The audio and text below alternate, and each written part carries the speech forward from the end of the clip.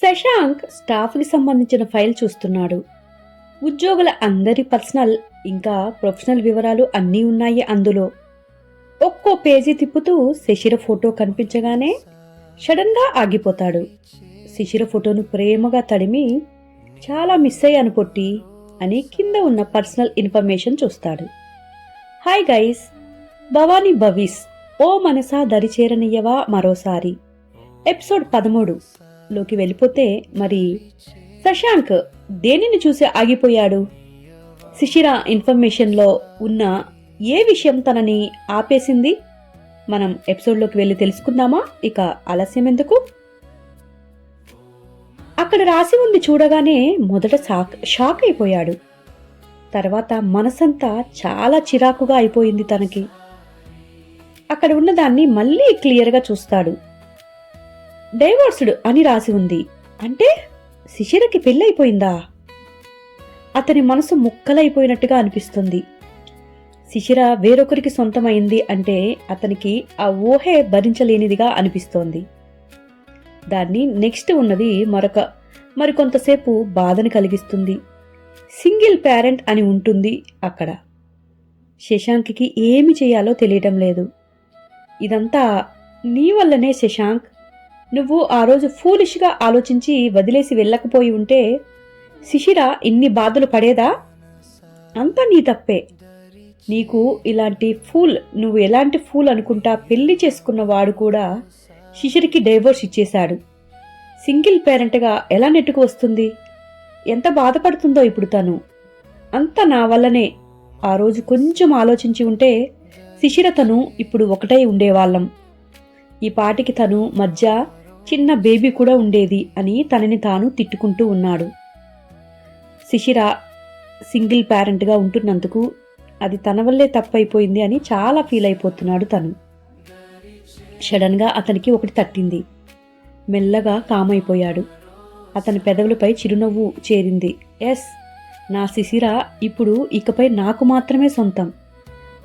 నన్ను ఎవరూ వేరు చేయలేరు. శిశిరను క్షమించమని అడిగి మళ్ళీ తన జీవితంలోకి నేను వెళ్ళగలను. ఈసారి ఆమె చేతిని ప్రాణం పోయినా వదలకూడదు అని అనుకున్నాడు. శశాంక్కి శిశిరతో మాట్లాడాలని చాలా చాలా తపనగా ఉంది. ఆమె ఒక్కదాన్నే పిలిస్తే ఆమె గురించి తప్పుగా అనుకునే అవకాశం ఉంటుంది అని మేనేజర్కి కాల్ చేశాడు. గణేష్, డిజైనర్స్ అందరినీ విడివిడిగా నా క్యాబిన్లోకి ఒక్కొక్కరిగా పంపించు అని అన్నాడు. గణేష్ ఓకే సార్ అంటూ ఫోన్ పెట్టేశాడు. మొదట పల్లవిని పంపించాడు. పల్లవి శశాంక్ క్యాబిన్కి వెళ్తోంది.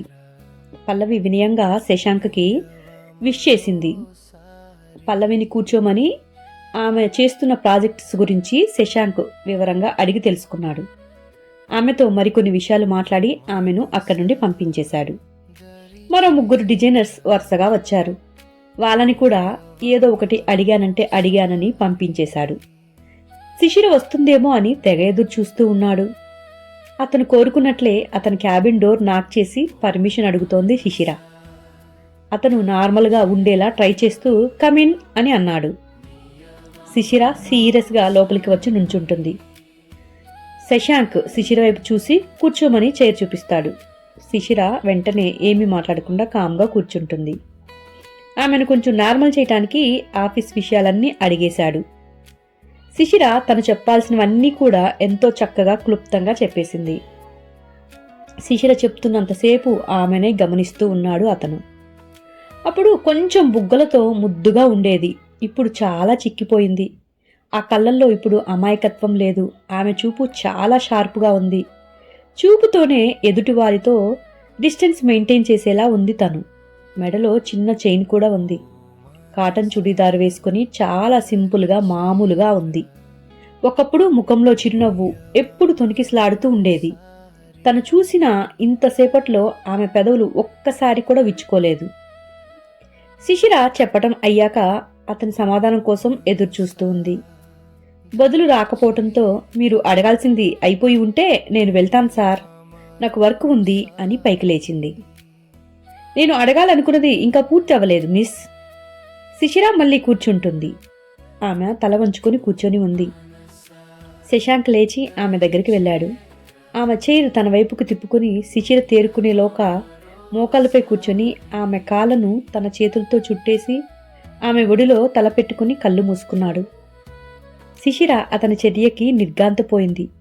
ఒక్కసారిగా గతమంతా కళ్ళ ముందు మెదిలింది తనకి. అతని స్పర్శ ఆమెకు చాలా చిరాకుగా ఉంది. మిస్టర్ శశాంక్, ఇలా నన్ను పట్టుకోవటం మంచి పద్ధతి కాదు. నన్ను వదలండి, ఎవరైనా చూస్తే నన్ను తప్పుగా అనుకుంటారు అని పళ్ళు కొరుకుతూ చెప్తోంది. శశాంక్ ఆమెని వదలడు. తన చేతులు మరింత గట్టిగా బిగించి కాసేపు ఇలా ఉండని పొట్టి అని అంటాడు. అతని పిలుపుకి ఆమె గుండెల్లో ఎవరో కత్తితో మెలితిప్పినట్లు అనిపిస్తోంది. తమిద్దరూ జంటగా ఉన్నప్పుడు ఇలానే పిలిచేవాడు తను. అతని పిలుపుకి తను మురిసిపోయేది అప్పుడు. కానీ ఇప్పుడు అతని గొంతు నుండి అదే పిలుపు వింటుంటే అస్సలు నచ్చటం లేదు ఆమెకు. అతని భుజాలు పట్టుకొని నెడుతుంది. ఆమె బలం సరిపోవటం లేదు అతనిని దూరంగా జరపడానికి. కోపంగా నన్ను వదులు శశాంక్ అని అంటోంది. ఐఎమ్ సారీ పొట్టి, ప్లీజ్ నన్ను క్షమించు ప్లీజ్, నువ్వు లేకుండా నేను బతకలేను అని అనగానే గట్టిగా నవ్వుతోంది శిశిర. ఆశ్చర్యంగా తల ఎత్తి ఆమెను చూశాడు. ఆమె పెదవులు మాత్రమే నవ్వుతున్నాయి, కళ్ళల్లో నీళ్లు నిండిపోయి ఉన్నాయి. అతన్ని కోపంగా చూస్తున్నాయి ఆమె కళ్ళు. అతను లేచేసరికి తన నుండి అతన్ని నెట్టేసి లేచి దూరంగా జరిగి నిలబడింది. శశాంక్ కొంచెం వెనక్కి పడబోయి చేతిని ఆసరా చేసుకుని నిలదొక్కున్నాడు. మెల్లగా లేచి నుంచున్నాడు. నా జీవితంలో మరోసారి ఆడుకుందాం అనుకుంటున్నావా? నువ్వు ఆడిన ఆటలో నేను నా జీవితాన్ని కోల్పోయాను అని చెప్పగానే శిశిర, ప్లీజ్ నేను చెప్పేది విను. నేను చేసింది తప్పే, నేను ఒప్పుకుంటున్నాను.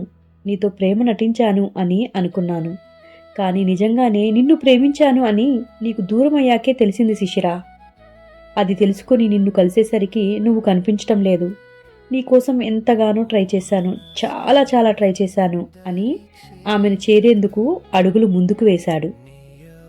అతన్ని నిప్పులు కురిసే కళ్ళతో చూస్తూ వెనక్కి అడుగులు వేస్తోంది శిశిర. ఒకసారి మోసపోతే అమాయకత్వం అంటారు, రెండోసారి కూడా మోసపోతే అది వెర్రితనం అవుతుంది. నేను వెర్రిదాన్ని కాదు ఇంకోసారి నీ మాటలు నమ్మటానికి. ఈ జన్మలో నిన్ను నేను క్షమించను అని వెనక్కి తిరిగి బయటికి పరుగులాంటి నడకతో వెళ్ళిపోతుంది. శశాంక్ బాధగా తన చైర్లో కూర్చున్నాడు. శిశిర తర్వాత లల్లి వస్తుంది అతని క్యాబిన్లోకి. శశాంక్ ఆమె వర్క్ గురించి అడిగి ఆమె ఏం చేస్తుంది వినకుండా తల ఆలోచనలో తను ఉండిపోతాడు. లల్లి ఏవేవో చెప్తూ ఉంటుంది.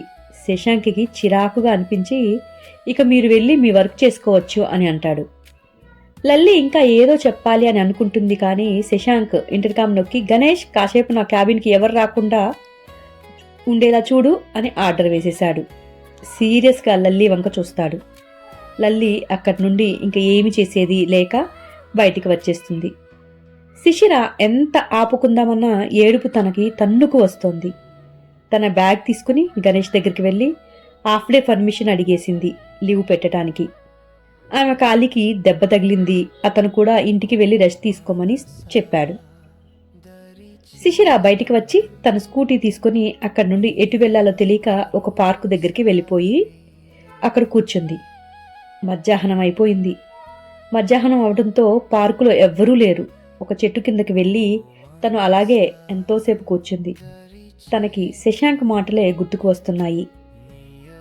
ఆమె కళ్ళ వెంబట ధారలుగా నీళ్లు కారుతూనే ఉన్నాయి. వాటిని ఎన్నిసార్లు తుడుచుకున్నా మళ్ళీ మళ్ళీ వస్తూనే ఉన్నాయి. ఇన్ని రోజుల నుండి ఏడుస్తున్నా అవి ఇంకిపోవటం లేదు అని కళ్ళపై కోపం వచ్చేసింది తనకి తాను మీదే శిశిరకు. గట్టిగా కళ్ళు నింపుకొని కన్నీళ్లు రానికుండా ఆపాలి అని అనుకుంది, కానీ సాధ్యం కావటం లేదు. అవి ఆగను అంటున్నాయి. ఎందుకు వచ్చావు శశాంక్? మళ్ళీ ఎందుకు వచ్చావు? అలవాటైపోయిన గాయాన్ని మళ్ళీ లేపి ఈ గుండె కోతని పెంచడానికి వచ్చావా అని తన ముందు లేని శశాంక్ని అడుగుతుంది. సాయంత్రం వరకు అలాగే ఏడుస్తూ ఏడుస్తూ అక్కడే కూర్చొని ఉంది. మెల్లగా ఒక్కొక్కళ్ళు పార్కులో జనాలు రావడం మొదలయ్యింది. కొందరు కొత్తగా ప్రేమలో పడిన వారైతే మరికొందరు కొత్తగా పెళ్ళైన జంటలు, మరి కొంతమంది తమ పిల్లల్ని ఆడించడానికి వచ్చిన జంటలు. వాళ్ళని చూస్తుంటే తన ఒంటరి జీవితం వెక్కిరిస్తోంది శిశిరను. గ్రీష్మ గుర్తుకు వచ్చింది. తండ్రి ప్రేమ ఏంటో కూడా తెలియకుండా పోయింది తన కూతురికి. అసలు తండ్రి ఎవరో కూడా తెలియదు. అన్నీ గుర్తుకు వస్తుంటే శశాంక్ అంటే ద్వేషం ఇంకా బాగా నిండిపోతుంది ఆమె మనసులో. తను అలాంటి వ్యక్తిని చూసి ఏడవటం ఎంతవరకు సమంజసం అని తనకు తానే ప్రశ్నించుకుంది. నువ్వు లేకపోతే నేను బతకలేను అనుకున్నావా? లేదంటే నువ్వు లేకపోతే నేను బతకలేను అన్న శశాంక్ మాటలు మరలా గుర్తుకు వచ్చాయి. తనకి నవ్వు వచ్చింది. ఒకప్పుడు అలాంటి మాటలే చెప్పాడు. అప్పుడు శిశిర పిచ్చిది. అతను ఏం చెప్పినా నమ్మేసేది. అతనికి తనను తాను అర్పించుకుంది.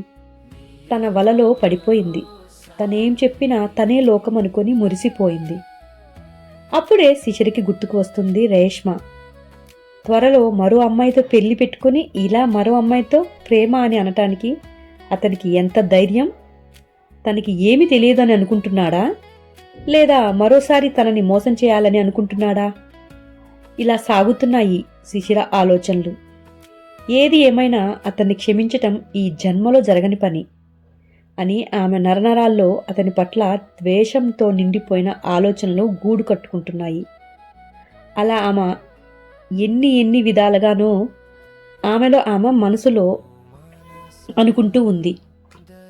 హాయ్ గైస్, ఈరోజు భవానీ భవీస్ రాసిన ఓ మనసా దరిచేరనయ్యవా మరోసారి ఎపిసోడ్ 13 వినేశారు కదా. ఎలా ఉంది? మీకు నచ్చిందనే అనుకుంటున్నారా? మరి ఒకవేళ నచ్చితే ఎలా ఉంది అనేది, ఏం నచ్చింది అనేది కామెంట్ చేసేయచ్చు కదా. మరి ఇక శిశిర శశాంక్ని క్షమిస్తుందా, లేదా రేష్మతో పెళ్ళి అవుతుందని అలాగే అపార్థం చేసుకుంటుందా? ఏ సంగతి మనం నెక్స్ట్ ఎపిసోడ్లో తెలుసుకుందాం. ఇంతవరకు వినిన ఈ అన్ని ఎపిసోడ్స్కి మీకు చాలా థ్యాంక్ యూ చెప్తున్నాను, నా ఛానల్ని సపోర్ట్ చేస్తున్నందుకు. మరొక 200 మెంబర్స్ అయితే నా ఛానల్ 1000 సబ్స్క్రైబ్స్ని హిట్ చేస్తుంది. అలాగే మీరు ప్రతిరోజు నా ఛానల్లో పాటల్ని కూడా చూస్తున్నారని అనుకుంటున్నాను. శశాంక్ సిరీస్లో కూడా చూసేయగలరు. నా యూట్యూబ్ ఛానల్ మరొకటి Shashank music me and you studio ఉంది కదా, దానిలో కూడా కొన్ని ఎపిసోడ్స్ ఉంటాయి, అవి కూడా చూసేయండి. మరియు నేమ్ సాంగ్స్ కూడా ఉంటాయి, అవి కూడా వినేసి మీ ఫ్రెండ్స్కి షేర్ చేసేయండి. థ్యాంక్ యూ గైస్, ఉంటాను, బాయ్.